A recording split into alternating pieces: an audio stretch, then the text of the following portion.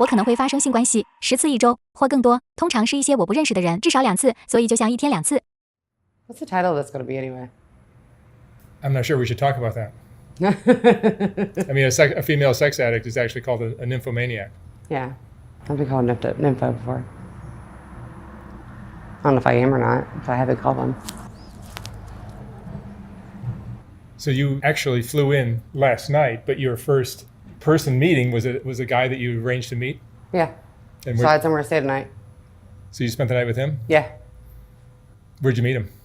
But I just made a post. I came going to LA, and I had all kinds of messages. Just online hookup thing? Yeah. And how often do you do that?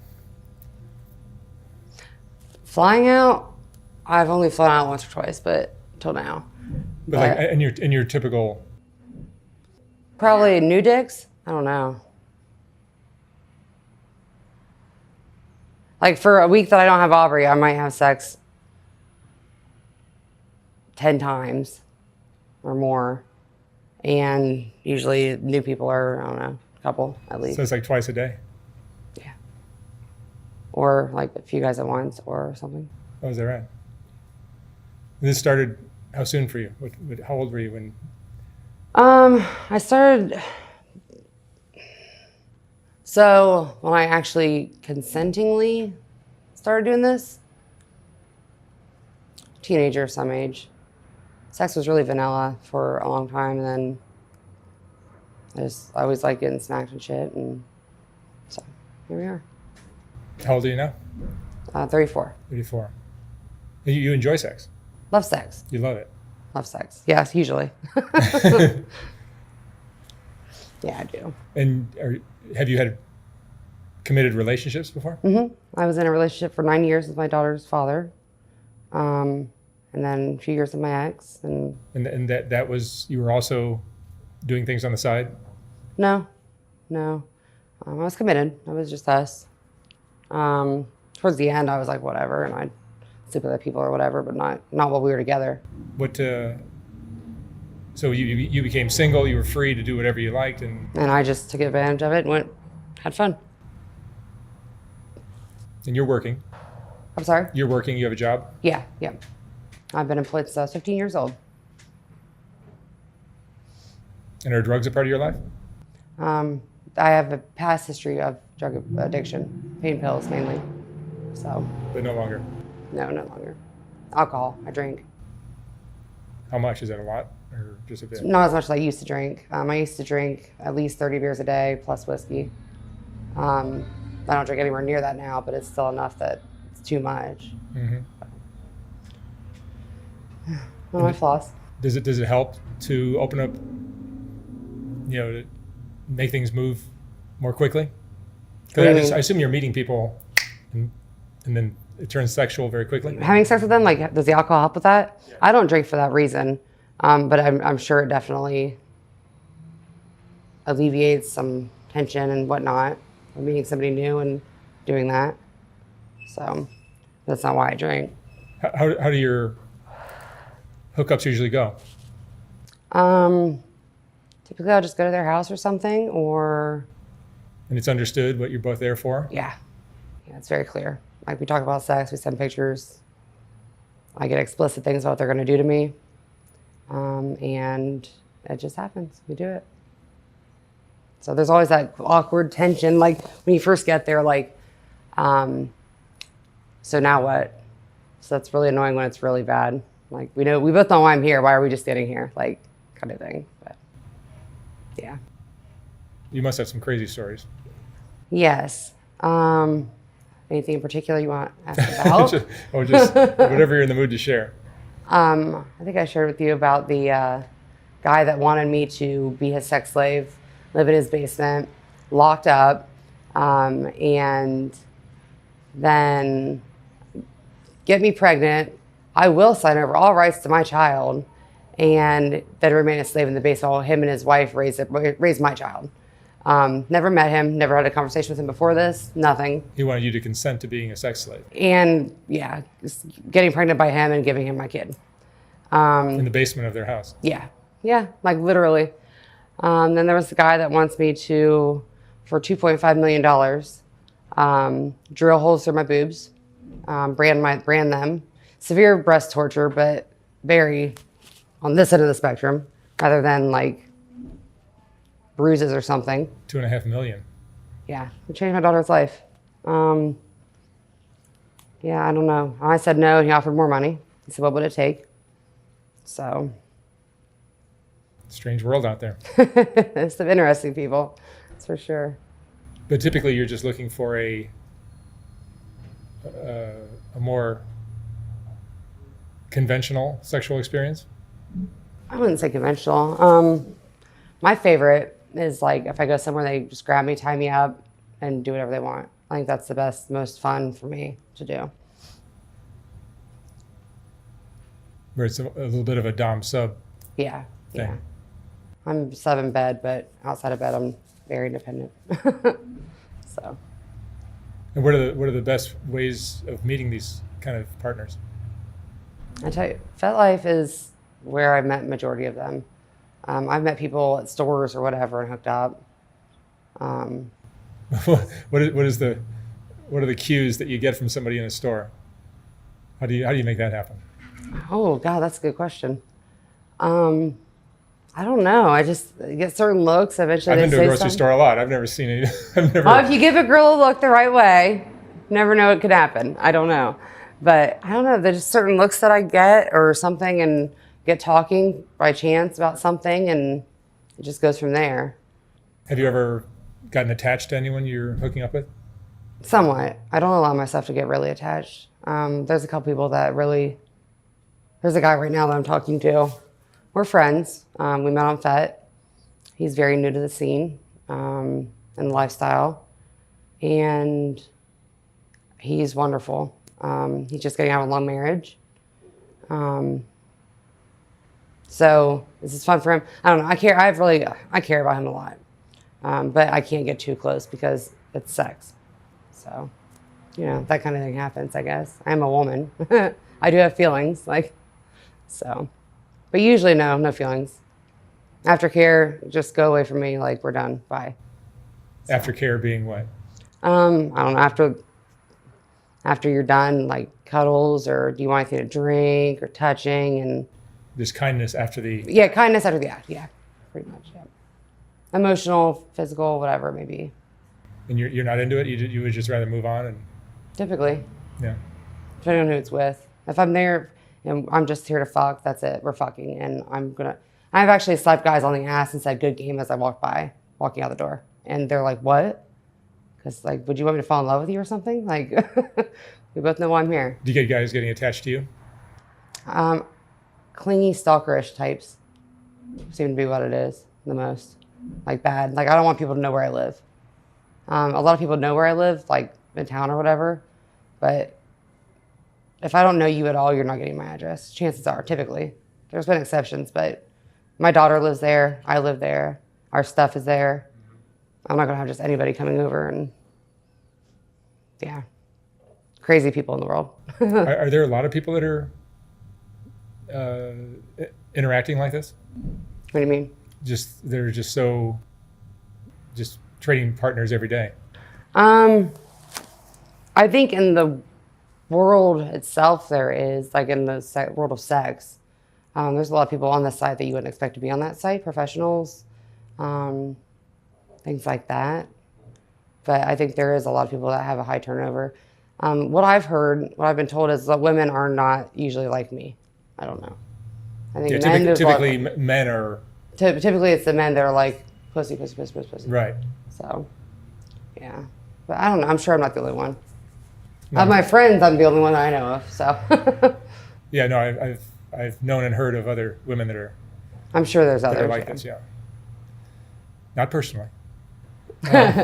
Where do you think this comes from? I would guarantee you childhood abuse is where it stems from, without a doubt. Tell me about your childhood. So starting as a baby, the first guy was very touchy and I didn't realize it was wrong until I got older because I was used to it. I grew up with it. But that started at what age? I moved to that place, babysitter at 6 months old. It was a babysitter. Babysitter's husband. So, I mean, I don't know when it actually started because, like I said, it was the norm. If you sat on Grandpa's lap, he tickled you and touched you and did this and that. And then when I turned 9 is when another guy started giving me tequila, started watching porn with me, touching, pinning to the bed, all that, beating me daily with a belt, with my panties pulled down. That's something I still can't do, is have men spank me with a belt. You can choke me with a belt, whatever the fuck else you want to do, but you cannot spank me with a belt. So yeah, I think all that stems from that.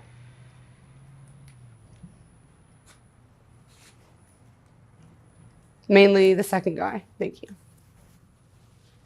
Mess my makeup up. And typically sexual abuse as a child will either make somebody Asexual or hypersexual, yeah. or I'm very hypersexual. or do the opposite, yeah. Yeah. I go through spurts where I'm like, I don't feel like having sex today, you know, like, but then I go through spurts where I'm like, oh my God, I'm gonna have sex 10 times a day. Like, it just depends on my mood, I guess. I don't know. Have you seen therapists, anything like that?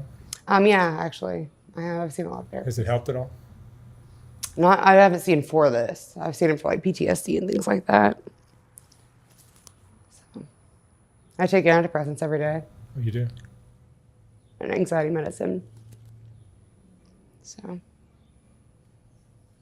What are the most partners you've had in a day? 7's the most in one day that I can think of. Like, yeah, I'll talk. Seven different partners. Yeah, six was pretty much at once, and then Oh, I see. yeah, and then one before that. Does it make you happy? It helps me forget about life for a little bit. It's like a drug. Yeah, kind of. It's an addiction, for sure. So that's what it is. Helps me cope. Better than banging dope or something. So, in my head, I feel that way. In your family, you've talked about this with your parents or anything like that? They don't like it. They don't like that I'm here. No, but do they understand why it came about? They. It was under their watch. That's a whole other episode. They know it's not really acknowledged well, the way I think it should be. It definitely should be. Yeah. It goes on a lot. Yeah, and I'm very vocal about it. The second guy was actually my stepdad. He's still in my mom's life. Oh, is that right? Mm-hmm. So there's a lot of It's amazing how many of them bullshit I deal with. What's that? It's amazing how many of them are protected. It's ridiculous. So it's whatever. I just gotta learn how to deal with it. Aubrey can't go see her grandma whenever she wants, and I don't go over there. Do you have good memories of your childhood?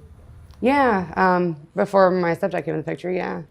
Mom and I used to travel, go camping a lot. I grew up on a boat with Dad at the lake all the time, or in the woods. So I'm very outdoorsy, and I get that honest from between those two. They're divorced. They were divorced when I was about, I think, 2 years old. And so that everybody's like, oh, it's because you have a broken family. And I'm like, that doesn't bother me. That's what I know. I wasn't living happily with them together for 12 years. Then they divorced. It was my whole life. It's like that, basically. But yeah, divorced parents yeah, boating with Dad, camping with Mom, traveling, that kind of thing. So it was nice. But the abuse that you went through as a kid, did that change things? Change Like just your relationships? Well, just your mental state as a kid. I didn't realize, yeah. So with the first guy, like, I didn't realize it was wrong. So it was just what it was. The second guy was very, very, very abusive, and my grades went from like a straight A student to straight Fs, like in 1 year, done, over with. Boys, everything that I was doing was sidetracked all at once. So. Is that when alcohol came into your life too? Well, he started giving me alcohol when I was 9. Oh, really? Yeah, tequila. So, yeah, that's when my dad's an alcoholic as well. So I think I get it from that. And then that, with my stepdad and my dad, like, they're shit. So I think that's where I came from. Wow. It must affect you emotionally, like you get depressed or I had depression. Angry, stuff like that? Yeah, I had, I can't say too much on it, but my depression last year got really bad. It's better now than it was, but it's still, I'm struggling. Yeah. No, I would think somebody seeing a person that's titled, a video is titled Nymphomaniac would be, oh my God, this girl's having the time of her life. But I think there's a lot of pain behind it. There is. A lot. It's just a coping mechanism. Yeah. I mean, I could travel, like, and come here and went to the beach after this, and stuff I don't get to do at home. But it's not easy. What are you afraid of? What do you worry about? What do you mean? I mean, just in life in general, not relating to this aspect of your life, but just like Finances. Yeah, like a lot of us. Yeah, especially with what I'm doing for work right now. It doesn't pay the best, and my bills are huge, and my house is old, so it's hard to heat, and it's a lot. Do you feel in any way this derailed your life and you wanted that maybe you had dreams of doing something else? And I actually want to be a veterinarian. I had a full scholarship to the University of Michigan for swimming, and was on track to at least compete in the Olympic trials for swimming. And my senior year, I had a car accident, broke my pelvis in 8 places, and I lost my scholarship because you can't swim if you can't even walk. So I got to take my med flight down to Grant, med flight by land, down to Grant Hospital, our area's largest trauma center, and woke up and it was gone. Everything I wanted was gone. Are your sexual escapades somehow, did it get in the way of your life and your job as a parent or anything like that? No. When I have my daughter, it's my daughter. I'm mom. You compartmentalize? Yeah. I'm not going to have a bunch of men over around her that I don't even know. Like, I'm not doing that. So when you share time with your daughter? Yeah, we do week on, week off. So when I have her, it's strictly like, well, I have friends who come over and stuff, don't get me wrong, like just hang out or whatever, eat dinner, whatever that may be. But it's strictly mom. Like, I can't be fucking everybody that I see because I just want dick. Like I can't do that. And I don't want to put her in danger, obviously. So. Are you lonely? Am I lonely? Yeah. I have nights where I wish I was laying next to somebody or something, but even those kind of relationships that you're having often, are those satisfying in terms of companionship, or are they just kind of not in terms of companionship? If I need something, I mean, I'm like, I'll call somebody, usually there's somebody willing to help me with whatever. That's nice. Like a boyfriend would help you with something. But other than that, emotional needs aren't really met typically at all, except for like that one person. What kind of emotions does it bring up after having some of these? Like after sex? Yeah, I mean, is there shame, or is it just joy? Is it just fun? Exercise? I don't know how to explain it. It's not shame. I don't have the sense of shame. I probably should have more of a sense of shame. But for me, I don't know. It's just, I can breathe. Like all my weight's lift off my shoulders for a minute, and it's like, just. Then reality happens again. I gotta go back to life. Mm-hmm. So. Do you have any regrets in your life? Any regrets in my life? Yeah. Nothing really. Like my biggest regret right now is not going to the East Coast when I was in St. Croix to see the sunrise. Like, I've done stuff I regret, but I mean, nothing really very poignant that sticks out to me or anything. Like, oh my God, I should have done that. I regret driving on the ice so fast and totaling my car and losing my scholarship. Yeah. But nothing else really. I guess I do regret being beaten into saying that I made it up this stuff with my stepdad by him, not my mom. She was wonderful. But I do regret I regret saying I made it up. That's what I regret. And Jessica, what would you say is the most important lesson you've learned in your life? To appreciate things. If you have a good life, don't fuck it up. Just appreciate it. If you have somebody that's good to you, appreciate them, whether it be family, boyfriend, whatever. I don't know how to explain it. That's something that's really big with me. All right, Jessica. Thank you so much for sharing your story. Thank you. Takes a lot of courage, right? It's hard. Thank you very much. Thank you.